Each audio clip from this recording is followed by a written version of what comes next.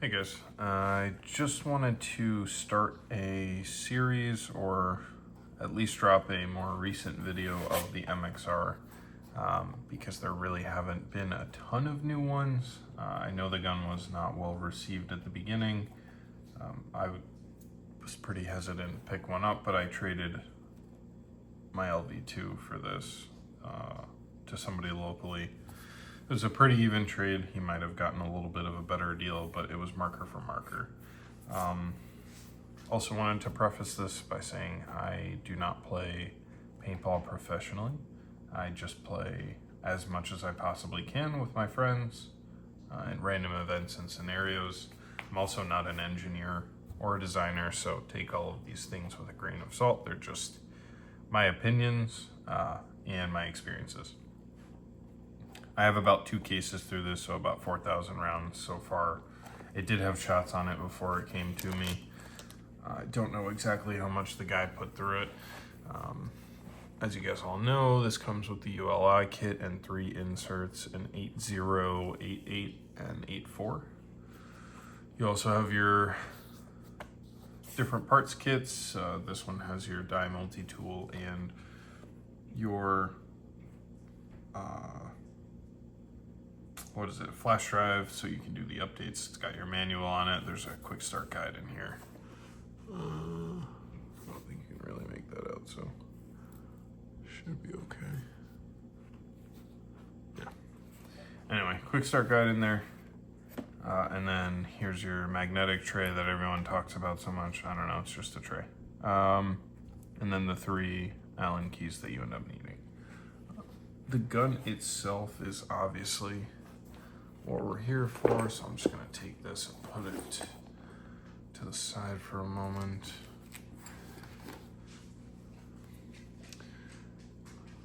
So, like I said, I have about 4,000 rounds through this.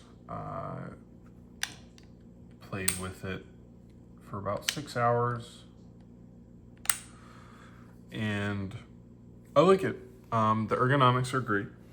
I think I didn't want to like the gun just with everything going on, and of course it was very poorly received at the beginning with all the issues, so very understandably poorly received. I wouldn't have been happy as well. The tack detent system I think might still need some work. Currently the 14x2, from what I understand on the owner's group, is the best O-ring to be using. The eye design tack system is not the best. If you do end up breaking paint in there, it just blows through those holes into the eye towers, and then you have to completely disassemble the gun. There's no easy way to get to those without taking the gun apart in half. I haven't yet to break paint in this, so for me, my experience so far has been good. But yeah, the ergonomics are fantastic. The slaps ASA is great. Only issue I experienced is definitely give it a good hit. Because if you don't give it enough force, it will get stuck in this position like here, and then you can't lock it back in. So you have to like pop it back out and then hit it again. The friction lock for the grips is great. You know, moving to that design for everyone, I think, is what makes the most sense. I like the way that it fits into the body as well. I don't know, it just looks nice. The grip design here, I actually like. I don't know how this is going to hold up in the long run. Like it's not just clips and a latch system. You know, you're locking in these pieces of rubber into these channels, so I don't know the longevity of the grips. Obviously, time will tell there. It's still a pretty new gun, and not a lot of people are using it because it had so many issues. The screen is very nice. Honestly, I have no issues with it. I don't really love this joystick design. I know they have it on all of their guns right now. Not the biggest fan of it. I much prefer Planet's 3-button design, but the screen's great. You know, the joystick does work, and they redesigned this, so I think this is significantly more durable And then it's also built into the grips themselves. So if you ever have an issue and you replace either, I don't think the components are replaceable, but you can purchase the grips and then just replace them. I do think that the technology in this gun is really cool. I'm excited for the mech frame that'll be coming out. And, you know, like along the lines of the technology, the pressure sensing board is pretty awesome to see the current pressures that are in the gun. This trigger is very nice. I don't really have any complaints with it. I haven't, it is wobbling a little bit. I think I have to tighten that. Excuse me. It is wobbling a little bit now that I'm looking at it, so I might have to tighten this one down because I was trying to adjust the arch of it, or the rake. I feel like it's getting lesser as I'm going. The grip frame is really nice. It fits well in the hands. My only complaint here is that I feel like this point is, this part where the grip rests, it just feels heavy or pointed into my finger. So it's not the most comfortable. If I have it, I have to kind of choke on the grip a little bit more rather than have it weighted there, which is kind of usually how I end up playing. It just ends up bothering me. It just hurts a lot. It's a lot of weight on that one pressure point right there. The other thing is, once I pull the bolt system out, you need like more specialized and additional tools that you may not just necessarily have lying around. That is the metric wrench system. So the Hyper 6 regulator on the top of it has I think it's an 11 if I remember correctly. Yes, it's an 11. So there's an 11 up here, as you can see. The 11, I think you need this. I used a wrench and a socket. This thing was cranked down and I was trying not to strip this at all. Obviously a perfectly fitting 11 millimeter wrench should do just fine as well, but I did use a socketed wrench. It wasn't Loctited, it was just really in there when I did the initial breakdown and maintenance of the gun. The solenoid breakdown and maintenance is interesting and strange. Seems a little bit more complicated than the Geo R5, which is the only thing else that I'm really super accustomed to breaking down the solenoid on. If I remember correctly, I did it once on the LV2. I think, you know, I think the design of this is great. They did a great job with the design itself. Grip frame looks great. This is the pressure sensing board. You can't do anything with it or else it'll void the warranty. So I don't know really how that's going to hold up if people are using this in tournament conditions. There's a lot of tournaments that end up playing in rainy, muddy weather. You know, I don't really know what happens to that sticker once it starts getting repeated moisture use, or exposure rather. It does have these switches here. I presume that they are for switching on the, if you're using lithium ultimate batteries, which you could previously not use before, I guess. Here's where you plug your flash drive in for the updates. I also don't really, you know, again, this is just from a player's perspective. I don't like the routing of this, of the wires. They come out this way straight into the grip frame and then they get bent up and then routed around to end up in the board here on this position. So the wires themselves are really like, they're just really wrapped tightly.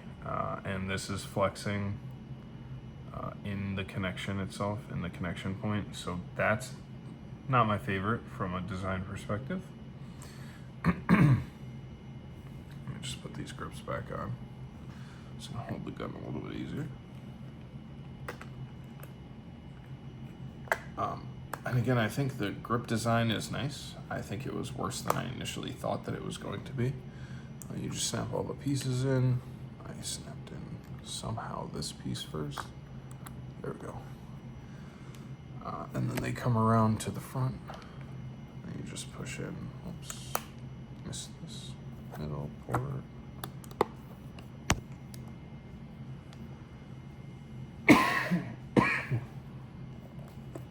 All right. Should grab a drink before this. So I really don't want to pull my tack system out, just because it's kind of annoying to get the new one in and out. This did have all of the V2 components when it was given to me, or when I traded for it, so it already had the V2 breech sleeve in there. I did change the O-ring from whatever was already in place to the 14x2. I've yet to shoot it with the 14x2. I also did install Connor's O-ring kit. It's an engineer who has been around paintball for a while, and he makes and has had a hand in the creation of, I believe, the MXR and other bolt systems and platforms as well. I haven't really asked too much of that, but just from my understanding, from what I know of him. So he released an O-ring kit for this bolt system. That's why none of the O-rings on here are green, as they are replaced with a bunch of different O-rings that are better, essentially. They fit a lot better, and it's and I can say, like, at least putting it together, the assembly of it is very nice with the addition of the new O-rings. I'm currently running the method bolt, which I didn't really, I should have chrono tested this better versus the stock bolt. I didn't. I just kind of threw it in and liked and enjoyed the sound of it. It slightly changes the sound, so I didn't have any issues when I was chronoing, which is why I just kept it in. So I'm gonna do further testing because I do have the free flow kit coming on its way at some point soon here as well. And then I will disassemble this, because just to show you kind of what the O-ring kit did do. There is a much larger O-ring that is on the guide itself, and that is keeping it seated in here. To remove it, you have to side load it, so I just am going to pull the bolt out for you first and foremost. Push that out from the front. Here's the can, the bolt. Here's the rod, and then the guide is here. Again, I have to side load it so that I can, there we go. Spring loaded. And then here's the rest of the system. To me, this system is complicated because I come from operating and working on a Gamma core and the IV drivetrain and then the Vortex core. I have an Empire Sniper and a Tippmann A5, and this is by far the most complicated drivetrain that I've worked on. Again, why you need metric wrenches, so that when you do want to change this, like I'm going to the free flow guide, the only way to get it off is to separate these two halves. This is the only paintball gun that I've also needed wrenches for. I did not even require that for my autocracker, or sniper rather. But this is a combination of the DSR and the M3 from my understanding of the other videos and the different breakdowns of the drivetrains. it shoots really nice. I don't have a major complaint about it. I like it better than the Gamma Core, if that says anything. I enjoy the shot quality a lot better, which is why I ended up picking this up and not a CS3 or a CS2, is I was just not interested in how they shoot. I don't really like the Gamma. I know they're extremely reliable. I just don't like the way that it shoots or the way that it feels. So that's why I ended up with the MXR. Again, my experience with it so far has been positive. I don't have any issues with it. I plan to continue running it. I think this system is a little bit complicated, especially when you compare it to something like the Vortex Core. Pardon my rage.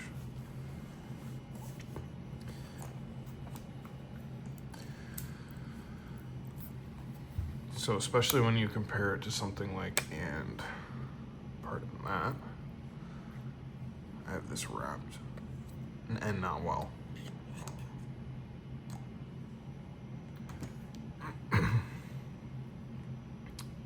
This is significantly more simplistic in nature to maintain and clean.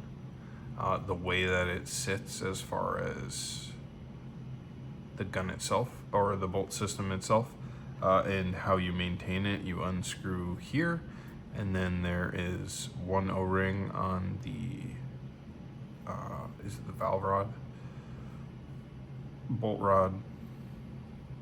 There is one O-ring on the bolt itself. There's two O-rings inside of here and two O-rings on the outside.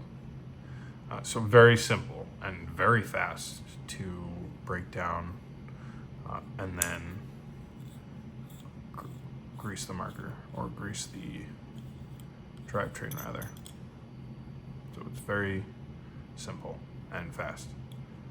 This system is obviously, as you can see, a little bit more complicated as far as the ARC-X bolt system. It's a little bit more complicated of a drivetrain in the way that it functions and works. It does have a very nice shot to it though. It's very soft, while also being responsive and clicky. I don't know if that really makes any sense. I'm excited to go test this out again. I haven't gotten to run it since I added in this new O-ring kit from the gentleman, and I'm just kind of excited to see if it makes any difference in terms of feeling. Everybody does report that it does. It feels better, it's more efficient, it's smoother, a bit quieter.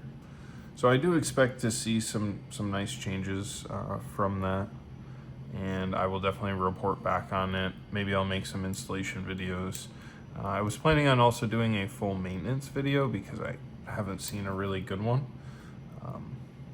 And then, yeah, but I just wanted to get like a decent opinion out there. I feel like there haven't been any newer ones that have come out recently.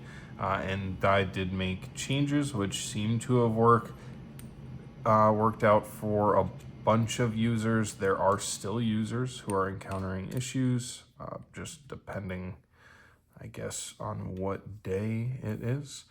Some people are saying that sometimes it works great and other times not so much. So food for thought. These are, again, my very initial first impressions and experiences with the gun.